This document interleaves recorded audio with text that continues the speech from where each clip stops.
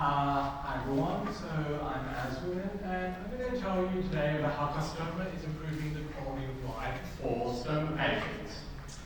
So people who have conditions such as bowel cancer or Crohn's disease may be required to undergo what's known as an ostomy, which is a redirection of your digestive or urinary tract outside your body, forming what's known as a stoma. So there are more than 2 million stoma patients in the US and Europe alone, with approximately 46,000 or so in Australia. So currently ostomy seals are used to prevent stoma leakage, but using commercial ostomy seals, 76% of stoma patients still experience some degree of leakage.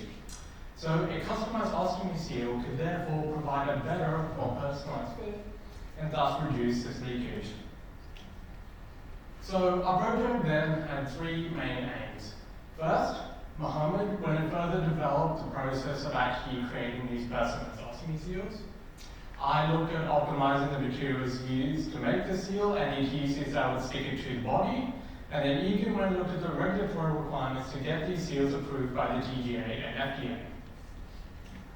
So the current process to make the seal involves 4 main steps.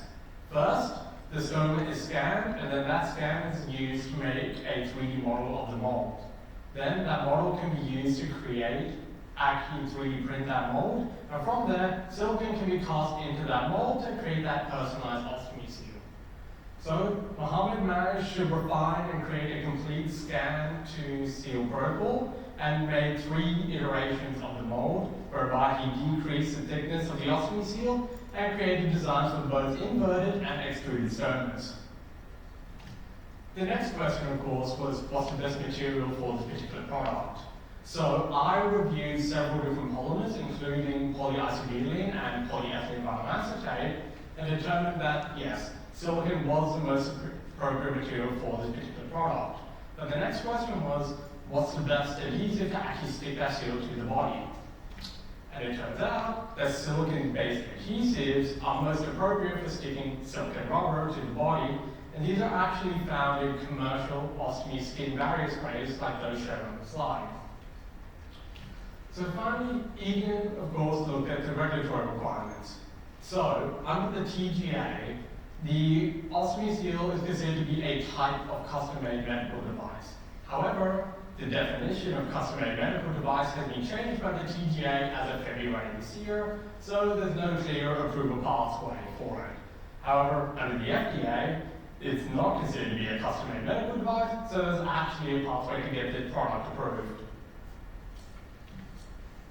So in the end, Mohammed managed to successfully develop a full scan-to-seal protocol for these seals and went and designed 3 new molds that could be used. I managed to determine that silicone was the most appropriate material for this particular product, and that silicone-based adhesives are the most appropriate adhesive. And finally, Eghan managed to successfully determine what the TGA and FDA requirements were to get this product approved. So the next steps from Customa will then be to have a focus group of stoma nurses and get their feedback on the product. And then using this feedback, they'll move on to a clinical trial, and then hopefully from there, they'll move on to getting TGA approval for it. So finally, I'd just like to thank Graham and Juan from Customa for all of their help and support for the internship, and everyone from iPREP Biodesign and Biodesign. Thank you.